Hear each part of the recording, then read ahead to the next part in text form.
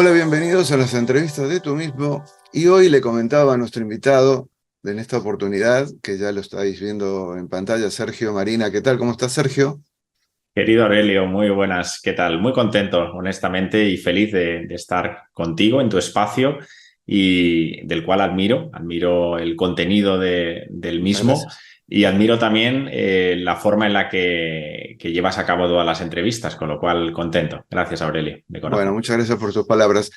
Le comentaba a Sergio, a nuestros queridos amigos que nos están mirando en este instante, que bueno, como hombre de letras que soy, o me considero, hablar de números, matemáticas, como que no.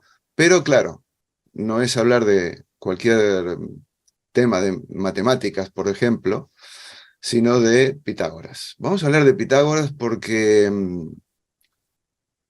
bueno, no sé si entrar en tema, pero para los amigos, Sergio, tú eres doctor en Ciencias de la Educación, has cursado estudios superiores en Dirección de Empresas, Marketing y Desarrollo Personal, eres conferenciante, profesor de espiritualidad, escritor, también colaboras con diferentes medios de comunicación y diriges el Centro de Salud Integrativa Delfis, donde impartes charlas y talleres relacionados con el crecimiento personal y el cultivo del mundo interno. Dicho esto, volvamos a Pitágoras, a ver qué sale. Pitágoras se lo ha considerado y es, ¿no? Ha sido matemático, filósofo, un místico. Hasta por ahí he leído que alguien lo considera también un avatar. Para ti, Sergio, que eres un estudioso profundo y le has dedicado mucho tiempo a su estudio, ¿quién fue realmente Pitágoras? Pues la verdad que con esta introducción, Aurelio, me lo pones ciertamente difícil, porque yo creo que has expresado maravillosamente bien lo que recoge la figura de este avatar. Yo, honestamente, con la conexión que me une y he percibido que en los últimos años hay muchas personas que tienen a día de hoy una conexión muy íntima con la figura del gran Pitágoras de Samos.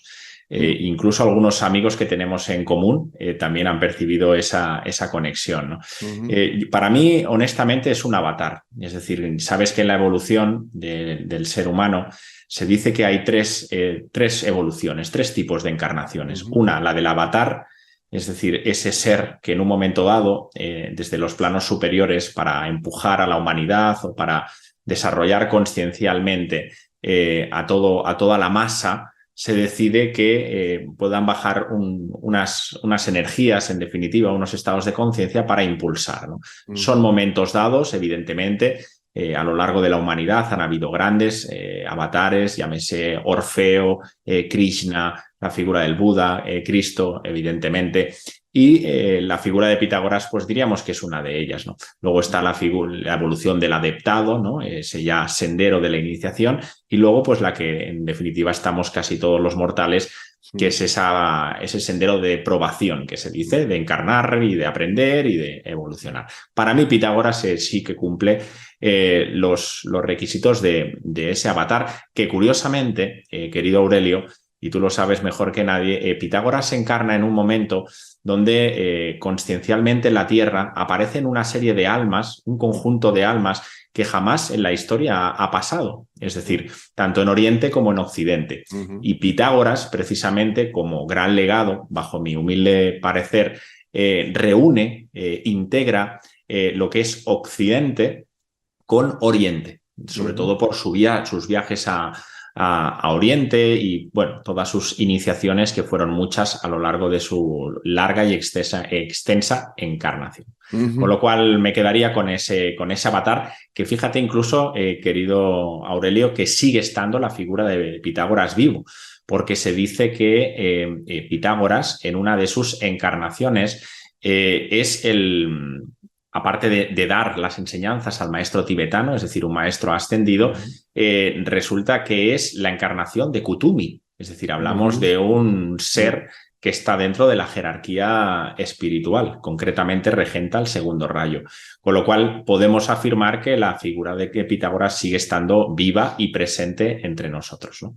Eso sería un poquito Y yo la... creía que íbamos a hablar de matemáticas. Mira, a ver, eh, A Pitágoras se lo considera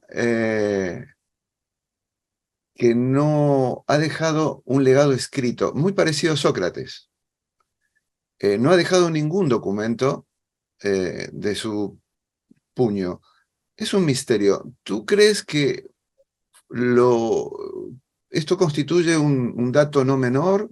¿Importa o no en la historia de esto que vamos desbrozando de a poquito, que es este hombre llamado Pitágoras? Pues querido Aurelio, es que los grandes sabios, los grandes maestros de la humanidad no dejaron de puño y letra su propia obra. Es Ujú, decir, al final todo han sido la figura de Siddhartha. Ayer justamente compartía un taller sobre los principios budistas y la encarnación del Buda a través del cuerpo físico de Siddhartha. Y hablábamos de igual, al final es lo mismo. 300 años pasaron hasta que se recogieron a través del Canon Pali las enseñanzas. ujú, Con el Maestro Cristo Jesús pasó exactamente lo mismo. mm, Siempre hay una línea en estos avatares muy esotérica, evidentemente, que estaba reducida para esos grupos de almas que estaban preparados para recibir las enseñanzas. Y luego, pues, otra línea mucho más exotérica con X, pues que ujú, estaba destinada al público en general. ujú, Bien, lo que tenemos que hacer cuando nos acercamos a Pitágoras, primero es el sentir interior, es decir, el discernimiento que cada uno pueda tener y la intuición que le permita percibir como alma lo que dejó, el gran legado que dejó Pitágoras. Y en segundo lugar, pues ir hacia esas fuentes más indirectas, que muchas son insisto, fehacientes, pues podemos ir a la doctrina de Blavatsky, ujú, podemos ir en fin, a Alice Baylis, todas las enseñanzas, aparece Pitágoras constantemente, podemos ir a los neoplatónicos incluso, ujú, pues a Proclo, a Jámblico, a Porfirio, hay datos sobre Pitágoras. Y sobre todo, pues se dice que a través de Platón, que Platón evidentemente tiene recoge, vamos, las teorías fundamentales de Pitágoras y es un gran amado de las enseñanzas de Pitágoras, ¿no? ujú. Pero bien, insisto, y Sócrates fue alumno de Pitágoras. Claro. Es verdad que cuando hablamos de los filósofos presocráticos, la figura de Pitágoras, curiosamente, no aparece en Mm, ningún lado. De mm, hecho, yo que he podido preguntar a nivel académico superior, pues en las facultades de filosofía, incluso en estudios avanzados, la figura de Pitágoras sigue ujú, estando al margen completamente. Se habla algo de Tales de Mileto, que fue uno de los maestros de Pitágoras, de Anaximandro también, otro gran maestro, pero de Pitágoras pasa únicamente a un plano secundario a través del teorema de Pitágoras, tan conocido que es lo único que, entre comillas, hemos recibido casi de su legado, ¿no? Que no fue el único teorema, se dice que Pitágoras mm, descifró más de una treintena de teoremas ujú. relacionados con los números, con la simbología, etc. Iría por ahí, Y Aurelio. algunos se anima a decir que ese famoso teorema tampoco le pertenecería. Algunos se animan a decir, pero también algunos se animan a decir que hay correspondencias sincrónicas, y lo vienes nombrando, tanto a Pitágoras con Jesucristo. Mm. ¿Esto es así? Sí, podría ser.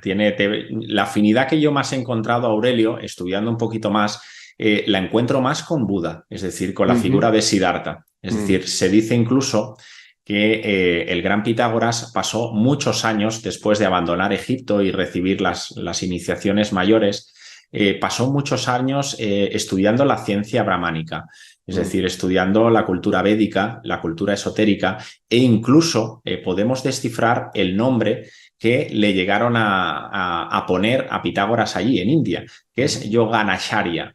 mm, Yoganacharya está escrito en muchos episodios de la doctrina secreta y demás, ujú, y se le consideraba el maestro jónico. Es decir, ahí ya percibieron que esa alma era de una potencia tremenda y espiritualmente un ser sumamente desarrollado. Y se explicita también que en ese viaje a India compartió largo y tendido con Siddhartha.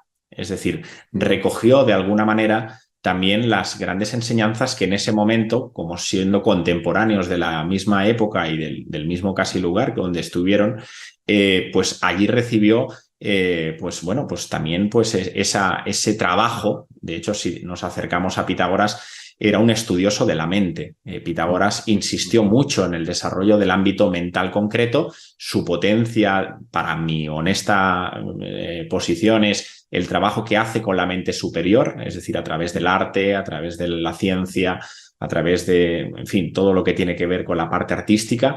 Pero de Siddhartha él recibe la compasión, o sea, el legado sumamente inteligente de Pitágoras, entre otras cosas, es el amor incondicional, es la compasión, es el estudio profundo de la mente a través del silencio. Pitágoras, supongo que saldrá a lo largo del compartir que tenemos, era un amante del silencio. De hecho, para ingresar en la parte esotérica de la escuela pitagórica había que estar un mínimo de 7 años de silencio. No 3, como se dice, sino eran 7. Con lo cual él defendía siempre el uso acertado de la palabra, como en las enseñanzas budistas decía el Buda, pues la palabra correcta, el abstenerse de emitir la palabra si no corresponde. Y bien, yo creo que tiene muchos paralelismos con esa tradición oriental. Evidentemente también con la crística. En definitiva, son energías. La energía, en este caso, del Cristo a través de Jesús de Nazaret, es un mensaje de amor. Es un mensaje de amor, de sabiduría, de luz, que es de alguna manera también lo que proclama Pitágoras también a través de la transmigración de las almas, ¿no? Del que tanto habla, de la compasión y fraternidad universal. Bien, yo creo que hay, como todo, muchos paralelismos, muchos encuentros. Claro, le gustaba tocar la lira, le gustaba la poesía, recitaba a Homero. Y nombraste a Tales de Mileto, que junto con Anaximandro influyeron en sus estudios. Tales lo animó, le aconsejó ir a Egipto. Llegó a Egipto y trataba de entrar en los templos y no tenía mucha suerte. Lo echaron de muchos. Rarísimo, ¿no? Porque alguien que está aspectado y tiene todas esas condiciones, en el Egipto antiguo se dieron el lujo de decirle, tú aquí no entras. Sin embargo, finalmente lo logró. ¿Qué aprendió en Egipto Pitágoras? Como tú dices, eso forma parte de un relato. Honestamente, no sé si es así exacto, porque también se habla de que todo lo contrario, es decir, que cuando llega Pitágoras, es verdad que lo dejan en observación. De hecho, se hacía así en el antiguo Egipto, cuando empezaban los grandes seres y llamaban a la puerta.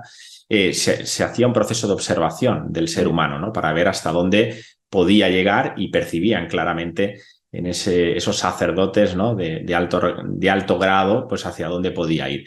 Pero es verdad que Aurelio, en Egipto, lo que se trabajaba mucho, sobre todo, muchas cosas, es verdad, la alquimia, la astrología, la astronomía, que él ya venía de iniciarse de los misterios caldeos y fenicios, con lo cual ya dominaba.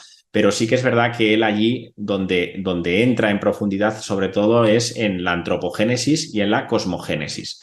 Es decir, decías antes muy bien que esa famosa lira de 7 cuerdas, fíjate, le ayudó a descifrar las 7 dimensiones que a día de hoy todos mantenemos y que de alguna manera la ciencia de vanguardia pues también ratifica a través de esa famosa teoría de cuerdas, ¿no?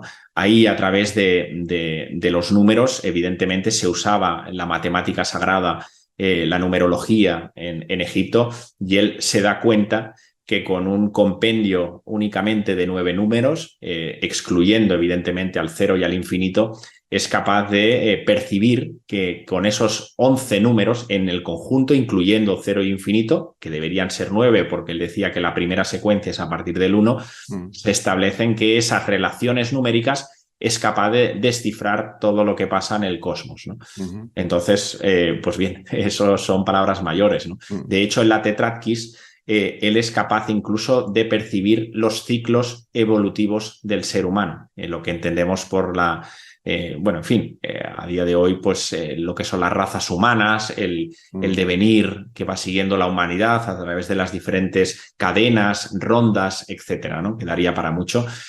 Pero ahí Pitágoras pues entra de lleno en todo ese proceso más evolutivo complejo, pero a la vez necesario para poder cerrar bien el puzzle como ser humano, porque yo no he percibido, o al menos me ha costado encontrar un ser humano que sea capaz de abarcar con tal magnitud todas las dimensiones que puede llegar un ser humano, ¿no? La parte científica, la parte artística. Hablabas de Homero, es que Pitágoras dominaba muy bien y sabía que la poesía era, de hecho, era de obligado cumplimiento dentro de los trabajos que tenían a diario antes de salir el sol y al cerrar el día también, ¿no? Pues recitaban esa Ilíada, la Odisea, escribían, empleaban la música como un elemento trascendente del número, ¿verdad? Y él sanaba a través de la música. Eso es una de las grandes... Luego, si quieres, podemos pues tocar este tema. Es que en fin, la magnitud de este ser es inabarcable, yo diría, ¿no? Sí, vamos a aprovechar porque te iba a preguntar, usó la música, sí, bien digo, como un medio para ayudar a los enfermos. ¿Cómo, cómo era ese proceso? Sí, todo parte, Aurelio, del orden. Pitágoras observa en el cosmos que lo único que existe, bueno, lo único, digo, que ya es mucho, que ya es mucho percibir eso, ¿no?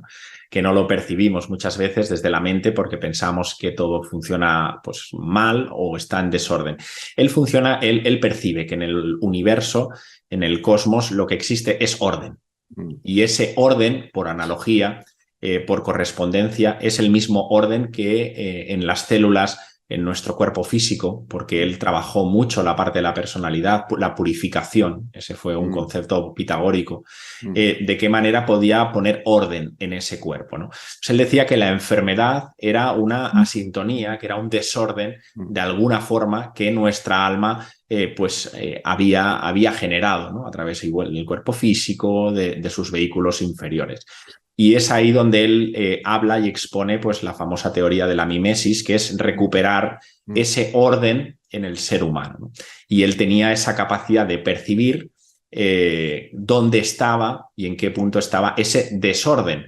Por tanto, como gran conocedor de los números, y al final la música es una representación simbólica, terrenal y espiritual de los números, pues él evidentemente sabía que cada nota musical, esas 7 notas que él dominaba perfectamente, pues poniendo la nota musical o la secuencia numérica adecuada, era capaz de restablecer el orden en algunos de los puntos que se hubiera desubicado, en este caso, el ser humano, ¿no? Era un gran sanador. De hecho, Pitágoras, como recibe las enseñanzas órficas, Orfeo no solo era un gran músico, sino también era un gran sanador, dominaba muy bien el arte de la sanación y percibía claramente cuál era el desvío que el alma de algún momento en la encarnación de esa persona pues había generado, ¿no? Al final ya lo sabemos también a día de hoy que el alma de alguna manera nos empuja a través del cuerpo físico y los vehículos inferiores para llamarnos la atención, ¿verdad? Para ubicarnos, ¿no? Decirnos, oye, reconfigurando como ese GPS que en algún momento se enciende cuando nos desviamos del camino, ¿no? Era un gran sanador, sin lugar a dudas. Sí, abro paréntesis. Me quedo pensando, así como el instrumento de la música, a través de ella se logra esa reconfiguración, también puede obtener los resultados contrarios, ¿no? Y estoy pensando en los gustos musicales que abundan hoy en día, pero polémica fuera. Es cierto que también después por algunos motivos, esto según los relatos, que claro, tenemos que atener a ellos, ¿no? Por esas discusiones y esos encuentros de guerra incluso que tuvo en su momento Egipto, donde él fue a capacitarse, bueno, acercarse o no al poder le provocó que en algún momento terminara exiliado forzosamente a Babilonia. y ahí siguió aprendiendo. Y ahí fue instruido en ritos sagrados con los llamados magos. Eh, Sumó más de lo mismo, acrecentó su visión.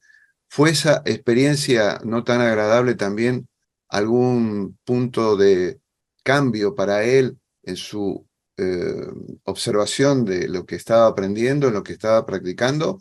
¿O es un momento más en la historia de Pitágoras? Honestamente, pienso, y lo digo a título personal, porque evidentemente la pregunta que has hecho es muy, muy trascendente y sería compleja el responderla, ¿no? Yo creo que él ya venía con un largo bagaje de mucha formación, aparte un alma con un gran desarrollo, como la Pitia en el oráculo ya expresó, ¿no? Que viene un ser humano que va a ser difícil que esto vuelva a repetirse. Pero es verdad que tú hablabas de la magia.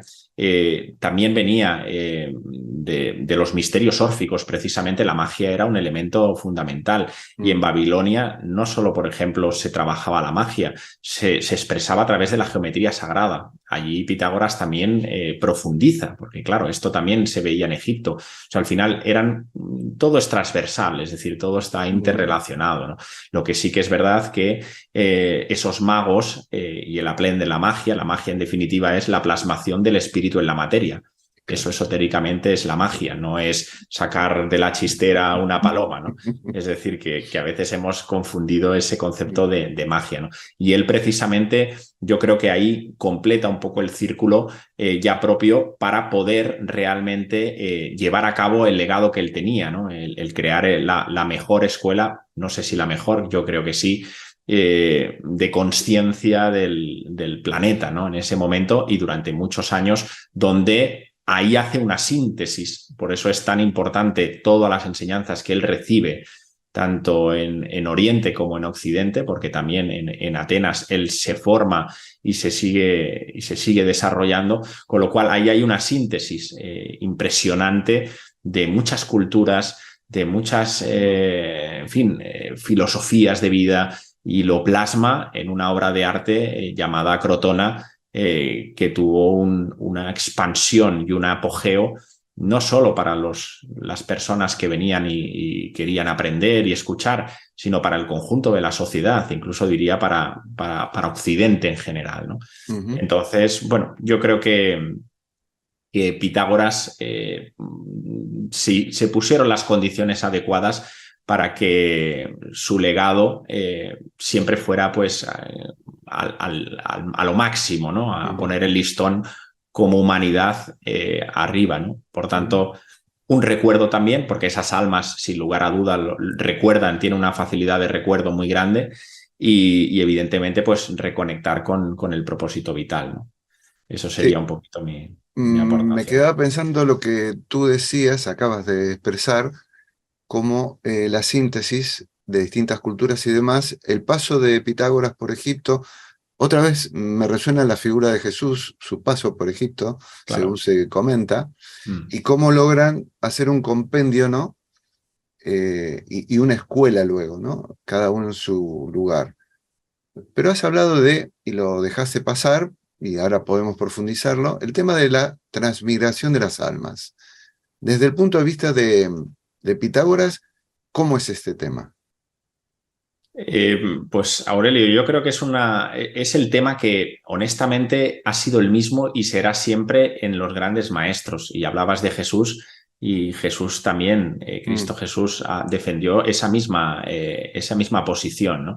Es verdad que a veces luego pues algunas tradiciones le han cambiado el nombre o quizás le han cambiado un poco ese concepto evolutivo, pero la purificación que tiene que ver con esa transmigración para Pitágoras tenía dos sentidos. Por un lado, la purificación de los vehículos inferiores, es decir, de la personalidad, de qué manera en cada encarnación el alma trata de despojarse de esa identificación a la personalidad, y por otro lado, la purificación del alma en cada encarnación, es decir, a medida que vamos viviendo y desarrollando nuestras cualidades álmico-espirituales, lo que estamos haciendo de alguna forma directa e indirecta también es purificarnos, ¿no? Entonces él expresó evidentemente que esa transmigración de las almas también sigue un proceso evolutivo, no como se entiende a veces, porque eso se entiende a veces de una forma involutiva, que si el reino pues humano puede involucionar al reino vegetal, eso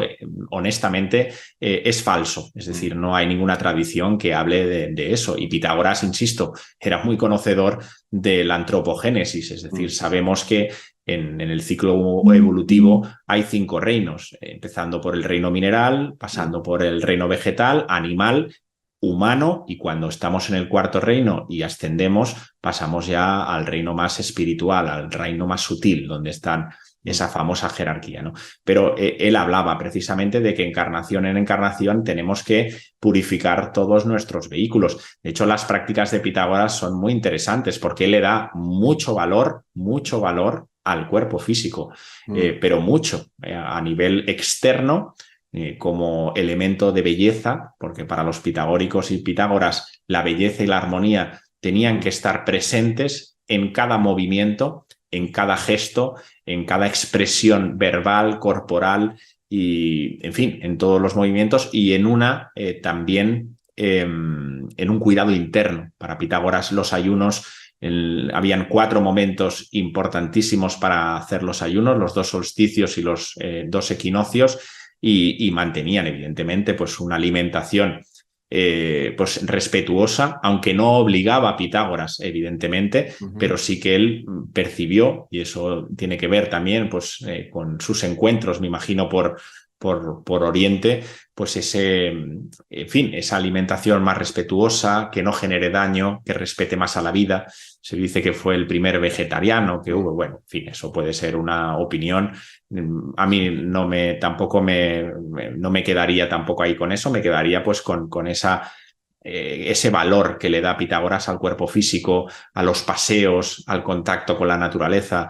En fin, para mí eso es relevante. Y evidentemente purificar el alma, como decía Pitágoras, lleva consigo pues un cierto grado de exigencia personal, ¿no? De hecho, Pitágoras era, por lo que se observa en lo que comentan algunos escritos, era muy exigente con la impecabilidad de las personas. Había que ser impecable en todos los actos. De hecho, ver a un pitagórico se dice que era muy fácil reconocer. No hablaban muy poco, más allá de los votos de silencio que tenían, pero eran personas sumamente honestas, sumamente agradecidas. De hecho, en los versos áureos hay muchos versos que van en línea con el agradecimiento, con el honrar la palabra, con respetar a los demás. En fin, puso una escala de valores, por decirlo de alguna forma, un código ético, de alguna forma, pues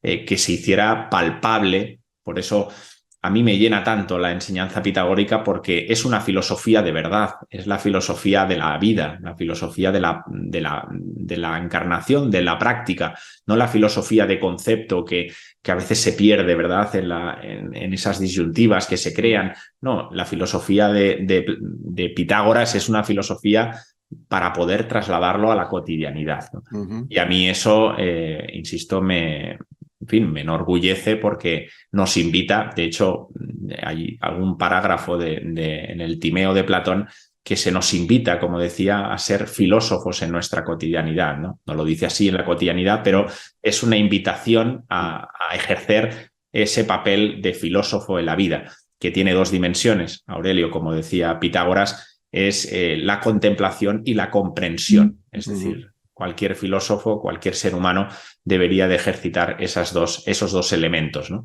Es aprender a ver las cosas como son, desde el discernimiento, y aprender la escucha, a saber escuchar, importante en nuestra cotidianidad, ¿no? De ahí la importancia del silencio. No se puede observar y discernir si no es desde el silencio. Esto era capital, ¿no? Y esos 7 años de preparación. Efectivamente, Aurelio. Y fíjate también que cuando él habla de los números, él observa también que en esa vacuidad de lo que hablan los budistas, ese vacío, es un vacío evidentemente que vibra, es un silencio, ¿no? El silencio original, ¿no? De hecho, él habla también de eso de alguna forma, ¿no? A través de los números, lo percibe claramente, ¿no? En fin, de ese cero, de eso manifestado, pues lo que hay es una reverberación del propio vacío, de ese silencio, es decir, el silencio vibra de alguna forma, lo sabemos también a través de la ciencia recientemente, ¿no? A través de esa famosa partícula de Dios, ¿no? El bosón famoso. Bien, pues él ya lo percibe claramente. De hecho, fíjate, Aurelio, que hasta qué punto llega a desarrollar el silencio que él percibe que en la famosa música de las esferas, lo que el sonido que se expresa a través de todo ello es el silencio. Es decir, lo que emana de allí es silencio puro y duro, ¿no? Que decía evidentemente que la mente, o sea, el ser humano de a pie no está capacitado para escuchar esas melodías, ¿no? Pero ahí incluso él percibía que había silencio, ¿no? Y por tanto él sabe que a través del silencio lo que se ejercen son siempre, y lo podemos practicar en nuestra cotidianidad, las facultades superiores, porque cuando estamos más hacia adentro, pues abrimos más las percepciones más sutiles, podemos aprender a escuchar más, a percibir los pequeños detalles, la simplicidad de las cosas, y por tanto invita siempre más a un estado más de recogimiento, un estado más de interiorización, ¿verdad?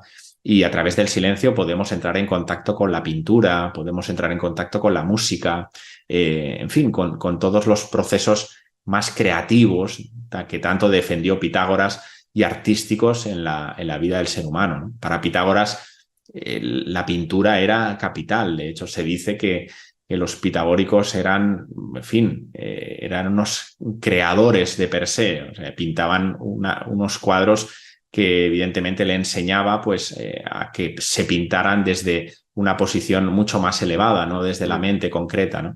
Sino desde el ser, ¿no? Por eso se dice que bueno, incluso pues hacían obras de arte. La escuela pitagórica era una auténtica belleza, por lo que, por ejemplo, Proclo habla mucho de qué manera pues eso llamaba la atención, la exquisitez, la elegancia de todo cuanto había, lo externo y lo interno, ¿no? Que al final era un reflejo. Por eso él evidentemente defendía que todo debía estar en armonía, todo debía esculpir una belleza excelsa, donde invitara siempre pues a esa predisposición tanto mental, emocional, y sobre todo para que el alma de alguna forma pudiera también anclarse, ¿no? en todo ello. Una maravilla. Armonía, silencio, belleza. Todo esto reinaba en el espíritu de su escuela también, ¿no? Como lo venimos comentando, como tú lo dices. Y había algo curioso. Él admitía a las mujeres en su escuela. Un rasgo distintivo, un adelantado, diría. ¿Qué supone esto? Totalmente, Aurelio. Yo lo he planteado muchas veces internamente. De hecho, no lo he compartido nunca. Me parece, como he dicho al principio, me parece que es pionero en tantas cosas, pero en tantas que yo creo que su mensaje es inabarcable, ¿no? Veníamos en esos momentos, estaba proliferando por todo Occidente y en Oriente multitud de escuelas iniciáticas, multitud de seres, y todos ellos eran excluyentes. Es verdad que la figura de Siddhartha era diferente, porque él en la Sangha, cuando ya él alcanza la iluminación, el nirvana y demás, y gira la rueda del Dharma, se dice que él sí que acepta, no excluye a ningún tipo de ser humano indistinto, sea hombre, sea mujer, ¿no? De hecho, se dice que su esposa acaba formando parte de su comunidad, ¿no? Y Pitágoras evidentemente es pionero en eso, en aportar pues a la mujer, ¿no? Porque trasciende, ¿no? Un ser como Pitágoras conoce perfectamente y sabe que más allá del sexo que un ser haya decidido voluntariamente elegir para su encarnación, sabe que lo que hay allí es una energía, evidentemente. Hay una energía masculina hay una energía femenina que está en todo presente y por tanto todo eso de alguna forma tiene que estar también en armonía y tiene que estar en equilibrio en todas las facetas de la vida, ¿no? Por tanto, Pitágoras, siendo un ser consciente, pues da un paso más allá, evidentemente, y se materializa en eso, ¿no? En aceptar pues a las mujeres y a los hombres indistintamente de su condición también social. Esto es importante porque en aquellos momentos también hay una clara división, en fin, de hecho pasa en India también, le pasa a Siddhartha cuando él establece que rompe el juego de las castas, las posiciones sociales, pues por analogía también lo hace en Occidente. Curiosamente, Pitágoras aceptaba a todo el mundo, da igual quién fuera, ¿no? Y bien, lo que sí que era rígido, era muy duro para la entrada de los alumnos en la enseñanza más esotérica. Ahí sí, de hecho, ahí se dice que el hecho de no permitir la entrada a uno de los alumnos es lo que acaba luego generando pues un movimiento contra Pitágoras que acaba desencadenando en esa famosa atentado a la escuela, ¿verdad? Que fue un exalumno de tal. De hecho, él aprendió en Egipto también incluso los ritos iniciáticos de la muerte. Ahí se trabajaba mucho la muerte simbólicamente y también experiencialmente. Yo he leído que Pitágoras trabajaba y dominaba muy bien los trabajos catárticos del ser humano, es decir, de qué manera podía ayudar a ese ser humano a que pudiera tener una descarga a nivel físico, mental y emocional para que se percibiera claramente como bien un ser espiritual viviendo evidentemente una experiencia terrenal, pero comprendiendo que lo que hay que hacer allí es una desidentificación, ¿no? A través de esa purificación. Son elementos muy análogos a la cultura de budista, las enseñanzas de Siddhartha, ¿no? Por tanto, muy avanzado a todos los niveles, ¿no? Una aceptación, hacían ritos, ahora ha salido cuando Pitágoras había algún alumno que por lo que fuera no conseguía completar el trabajo, se hacían ritos iniciáticos de despedida, se hacía la muerte simbólica, siempre de una forma educada, excelsa, como me imagino que actuaba Pitágoras con cordialidad, pero hacía un ritual de muerte, ¿no? Es decir, un rito de finalización. Bien, yo creo que sí, que un ser humano de este tamaño espiritual, la inclusión de las mujeres pues también era un elemento fundamental para que su obra y su vida se pudiera extender allí donde fuera, ¿no? Tengo entendido que había 5 creencias básicas, corrígeme, que mantenía Pitágoras referidas a, bueno, a la realidad que es matemática en la naturaleza, en su esencia. Por ejemplo, que la filosofía puede ser usada para la purificación espiritual, que es esa palabra purificación que aparece repetidamente, que el alma puede alcanzar la unión con la divinidad, que hay, bueno, lo hemos visto, símbolos que tienen un significado místico, y que todos los hermanos de la orden, y esto es curioso, ¿no? Deben observar, además de una lealtad, el secreto.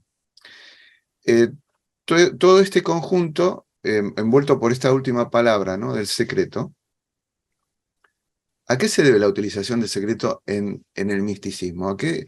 Porque la gente siempre ha encontrado esa pared, ¿no? Que se va derrumbando en los últimos, diría, años o décadas, para desembocar hoy en una era de abundante información. El que quiere saber y conocer, solo tiene que meterse en Internet y ahí lo tiene todo. Pero en aquella época el secreto era muy importante. Entonces, aquellos que no han vivido experiencialmente y están en la búsqueda y están en el estudio, bueno, se encuentran con esta palabra constantemente, secreto, secreto, secreto. ¿Qué valor tenía el secreto en ese contexto? ¿Se puede explicar?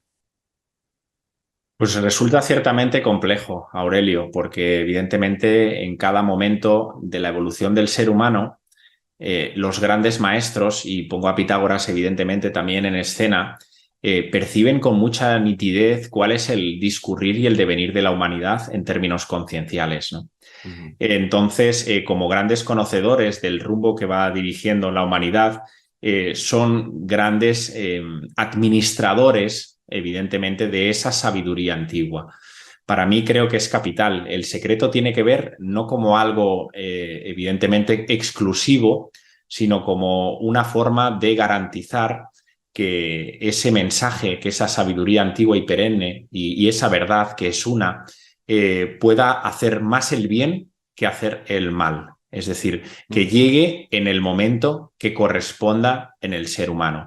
De hecho, prácticamente diría yo que las enseñanzas más esotéricas que tenemos aquí en nuestros días, donde fue, bajo mi humilde parecer, no sé si lo percibes tú, Aurelio, a través de Madame Blavatsky, a finales eso del siglo XIX, donde podemos ver, ¿no?, de que hay una explosión de enseñanzas allí que jamás no lo habíamos podido, era inabarcable el poder comprender el universo desde una forma, la evolución humana desde otra. Bien, esto se da en un momento concreto, porque se percibe que sí, en ese momento, el ser humano está mínimamente preparado para poder comprender y poder hacer uso de esas enseñanzas, ¿no? Por tanto, al final, la sabiduría es poder, ¿no? También Pitágoras hablaba de voluntad y poder, como no puede ser de otra forma, y poner esas enseñanzas al servicio de todo el mundo seguramente puede ser más destructivo que beneficioso, insisto, en términos evolutivos, ¿no? Hay que verlo todo siempre en un contexto mucho más general, ¿no? Por tanto, el secreto, evidentemente, y por eso Pitágoras hablaba mucho en su doctrina del hieros logos, en una simbología muy cifrada, como siempre ha sido, ¿no? Es decir, lanzaba mensajes y que evidentemente, según el grado de evolución y desarrollo en consciencia que tenga cada uno, podrá percibir A, otro podrá percibir B, incluso podrás percibir C, D, E, porque depende, insisto, de la evolución particular y personal. Pero es verdad que cuando son enseñanzas a gran escala, se tiene muy, muy, muy presente en qué momento es adecuado el poder desvelar, insisto, parte del secreto. Que al final, pues bueno, podemos decir que evidentemente también hay, como ha hecho el ser humano, ha distorsionado, sin lugar a dudas, muchos de los mensajes que hemos recibido por parte de los grandes maestros. Algunas veces de forma intencionada, otras veces no intencionada, seguramente, pero hay que salvaguardar el grial de alguna forma y hay que manifestarlo cuando se corresponda. Y si algo tienen estos maestros de sabiduría es que evidentemente son muy conocedores del rumbo y devenir del que anda la humanidad, ¿no? Sin lugar a dudas. Esa sería mi percepción al respecto, Aurelio. Finalmente, con todo lo que que has comentado, y yo he puesto algo en la mesa, si traemos a Pitágoras hoy, en este contexto de pospandemia, de guerra, de cambio climático, todo lo que sabemos, ¿no? No quiero abundar en detalles porque nos aburrimos, ya lo sabemos. Pitágoras, ¿qué crees que nos diría? La verdad que la obra de Pitágoras invita precisamente a guardar silencio, es decir, nos invitaría a centrarnos en uno mismo, que ese es el legado, evidentemente, también. Él decía, y se puede coger también como una aportación suya, que el crecimiento es personal y la salvación es colectiva.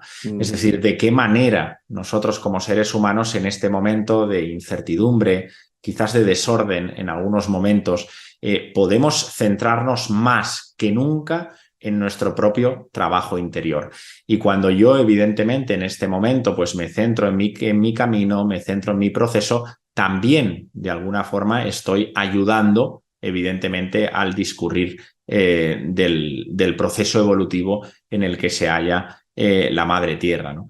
Evidentemente, sabemos que estamos en un proceso tanto vibracional como generacional de fin de ciclo de humanidad, de la cual también Pitágoras conoce y marca cuando habla de las diferentes vibraciones, dimensiones, etcétera, sabe perfectamente. De hecho, en la Tetraquis, curiosamente, en ese símbolo por excelencia que representa todo para Pitágoras, ahí en ese famoso triángulo está toda la enseñanza pitagórica, se dice. Es decir, descifrar todo eso llevaría a comprender la existencia, ¿no? de la vida. Y curiosamente Pitágoras en ese famoso triángulo, en esa famosa Tetraquis, habla de esa propia evolución del ser humano y nos indicaría pues precisamente que estamos transitando y finalizando una edad oscura, ¿verdad? Donde lógicamente al finalizar ese ciclo, esa famosa, en fin, parusía, bueno, en definitiva con la culminación final del anticristo, como se refleja en otras escrituras, pues llegaría pues la segunda venida del Cristo, ¿no? Es decir, llegaría pues momentos, evidentemente, al cerrar un ciclo y entrar en otro, pues otros procesos evolutivos importantes para el hombre.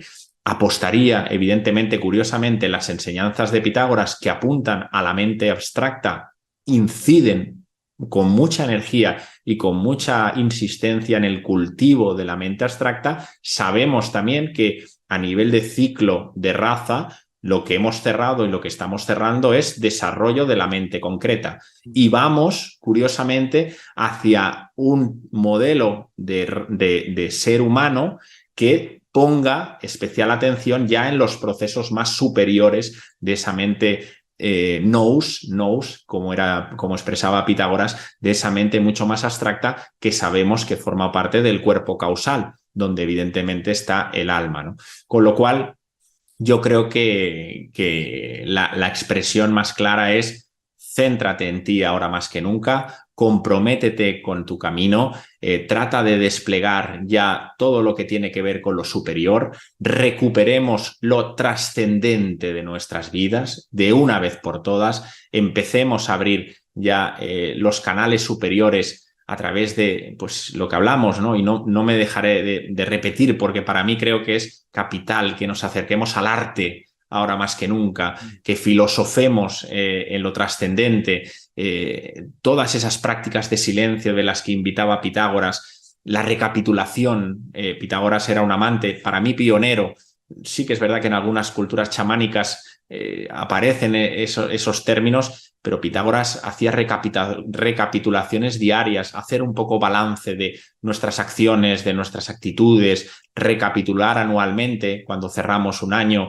Bien, pues todos esos elementos de vida sencilla, como vivía Pitágoras, invitaba a vivir con honestidad y elegancia, son claros elementos para poner ahora mismo en virtud y como rasgos fundamentales para trasladarlo a nuestra cotidianidad, porque Pitágoras es que en sus enseñanzas nos invita a eso, a manifestar en la cotidianidad todos nuestros atributos, cuidando nuestra personalidad, respetándola y evidentemente trabajando desde esa unidad, viviendo desde una dimensión mucho más profunda y trascendente desde lo que verdaderamente somos, ¿no? Con lo cual su mensaje es actual, sin lugar a dudas, y evidentemente profundo para poder vivir de una forma mucho más serena y amigable con la vida, con la naturaleza. Era un gran defensor de la naturaleza. De hecho, en fin, trabajaba, se dice, que sabía hacer trabajos alquímicos con los árboles, con los elementales, que, en fin, no daría para poderlo incluso hasta comprender con la mente humana, ¿no? Aurelio.